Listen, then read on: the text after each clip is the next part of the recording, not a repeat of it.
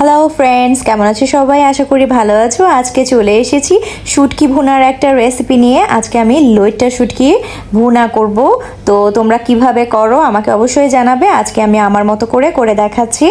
আর এই শুটকিগুলো আমি নিয়েছি তাহমিনাস ডেলিকেসি পেজ থেকে। এগুলো খুবই ফ্রেশ এবং হাতে বানানো শুটকি, চাইলে তোমরা অর্ডার করতে পারো। তো শুটকিগুলোকে আমি ছোট ছোট করে কেটে নিয়েছি এবং পাখনা এবং লেজটা ফেলে নিয়েছি। একটা ফ্রাই প্যানে আমি এটাকে হালকা করে একটু ভেজে নেব।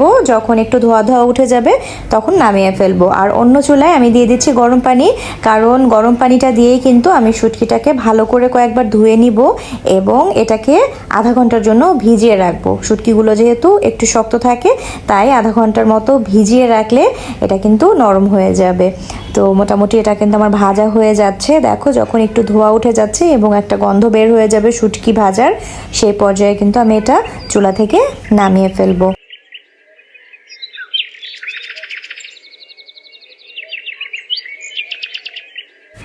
গরম পানি দিয়ে শুটকিটাকে আমি 3 থেকে 4 বার করে ধুয়ে নিয়েছি। দোকানের শুটকি কিন্তু আরও একটু বেশি সময় ধুতে হয়, তার কারণ দোকানের শুটকি কিন্তু আসলেভাবে হাইজিন মেনটেন করে তৈরি করা হয় না। আর এই শুটকিটা অনেক ভালো, তাই আমি এটাকে জাস্ট 2-3 বার করে ধোয়ার পরেই কিন্তু এটা ক্লিন হয়ে গিয়েছে। যেহেতু এটা ঘরেই বানানো, তাই এই শুটকিটার আমি কোনো বাজে গন্ধ খুঁজে পাইনি এবং কোনো এক্সট্রা ময়লাই কিন্তু পাইনি। চাইলে আপনারা একবার অর্ডার করে দেখতে পারেন। তো 3-4 বার এটাকে ধুয়ে নিয়েছি এবং ধোয়ার বারবার ভিডিও কিন্তু আমি আপনাদেরকে দেখাইনি। এবং আধা ঘন্টার জন্য শুটকিটাকে আমি ভিজিয়ে রেখেছিলাম। ভিজিয়ে রাখার পরে শুটকিটা দেখুন প্রায় কিন্তু ফুলে গিয়েছে এবং নরম হয়ে এসেছে। সে পর্যায়ে আমি এর মধ্যে থেকে যে মাছের মাঝখানের যে কাঁটাটা থাকে, এই কাঁটাটাকে বের করে নিচ্ছি। এটা আপনারা যদি খেতে চান রাখতেও পারেন। আমি এটাকে ছোট ছোট করে যেহেতু ঝুরি করব, তাই ভেতরের যে কাঁটাটা আছে এই কাঁটাটাকে সরিয়ে ফেলছি। এখন জাস্ট মাছগুলোকে আমি ছোট ছোট করে একটু ছিঁড়ে ছিঁড়ে নিয়েছি, যাতে মশলা কষানোর সময় মাছটা ভালো করে মিশে যায় এবং আস্ত আস্ত না থাকে। তো এরপরে আমি চুলায় চলে যাচ্ছি। শুটকি মাছটা রান্না করার জন্য আমি এখানে সয়াবিন তেল নিয়ে নিয়েছি আধা কাপ পরিমাণ।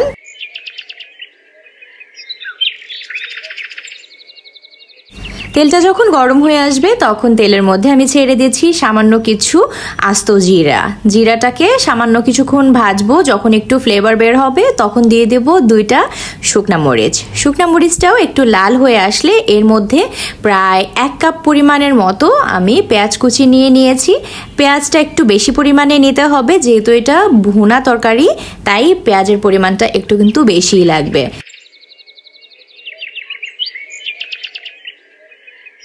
পেঁয়াজটা যখন একটু লাইট ব্রাউন কালার হয়ে আসবে, আমি সেই পর্যায়ে দিয়ে দিচ্ছি কুচি করে রাখা রসুন কুচি। রসুন কুচিটা প্রথমেও দেওয়া যেত, কিন্তু আমি চাচ্ছিলাম রসুন কুচিটা যেন একটু আস্ত থাকে, তাই একটু পরে দিয়েছি।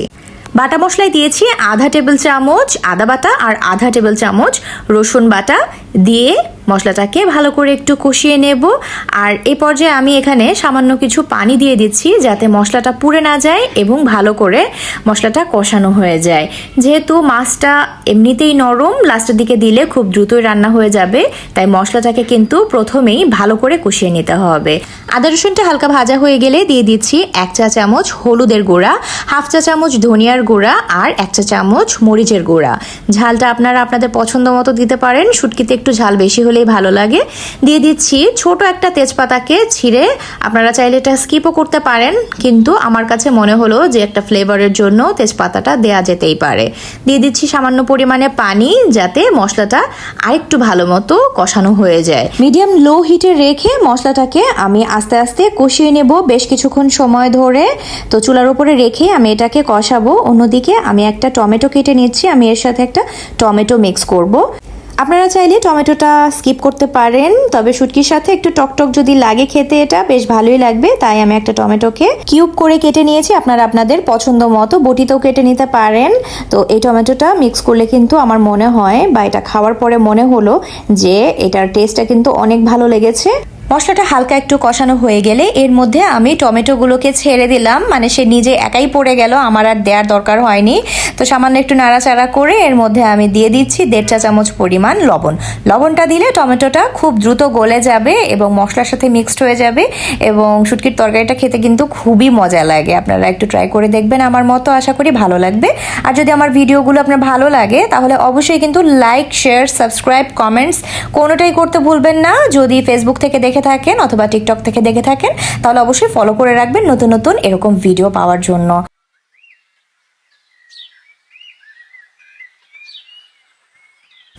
টমেটো এবং মশলাটা আমি 5 মিনিট কষিয়ে নিয়েছি এবং যখন একটু ভাজা ভাজা হয়ে আসছে সেই পর্যায়ে আমি ছিঁড়ে রাখা যে লইটা শুটকি এটা মশলাটার মধ্যে দিয়ে দিচ্ছি এবং আরও কিছুক্ষণ এটাকে মশলার সাথে কষিয়ে নেব। মিনিমাম 10 মিনিট আমি এটাকে কষিয়ে নিয়েছি। তো কষানো হয়ে গেলে এর মধ্যে আমি পানি দিয়ে দিব। আমি এখানে 1 কাপ পানি অ্যাড করছি। যখন কষানো হয়ে যাবে তারপরেই আমি কিন্তু পানিটা অ্যাড করেছি। তো 10 মিনিট আমি এটাকে কষিয়েছি এবং পানিটা দেওয়ার পরে আমি আরও 10 মিনিট এটাকে রান্না করব। তো এই পর্যায়ে দিয়ে দিচ্ছি 4-5টা কাঁচামরিচ। কাঁচামরিচটা দিলে কালারটা দেখুন কত সুন্দর লাগে।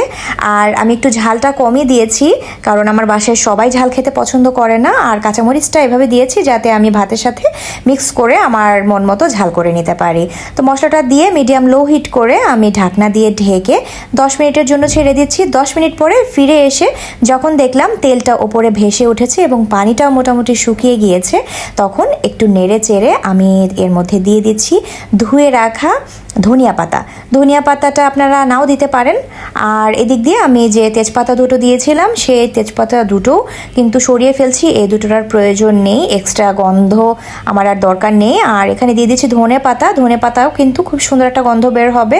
তবে আপনারা চাইলে ধনেপাতার পরিবর্তে সামান্য পরিমাণ জিরার গুঁড়া দিয়ে চুলা থেকে নামিয়ে ফেলতে পারেন। জিরার গুঁড়াটা দিলেও কিন্তু অনেক সুন্দর ফ্লেভার বের হয়। যেহেতু আমি আজকে ধনেপাতা ব্যবহার করছি তাই জিরার গুঁড়াটা ব্যবহার না করলেও চলবে। আর যদি ধনেপাতা না থাকে সেক্ষেত্রে আপনারা সামান্য 1/2 চামচ জিরার গুঁড়া এর মধ্যে মিক্স করে চুলা থেকে নামিয়ে ফেললেই কিন্তু একদম লইটা শুটকির এত মজার একটা ভুনা ভুনা তরকারি দিয়ে ভাত খেতে এত ভালো লাগবে যে আপনাদের আসলে বলে বোঝাতে পারবো না। তো এইভাবে একবার ট্রাই করে দেখবেন।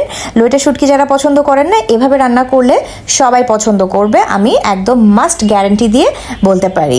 তো আশা করি আজকের ভিডিওটি ভালো লেগেছে। পরবর্তী নতুন আরেকটা ভিডিও নিয়ে আপনাদের সাথে দেখা করতে চলে আসব। ভালো থাকবেন সবাই, ততক্ষণ পর্যন্ত সুস্থ থাকবেন। আল্লাহ হাফেজ।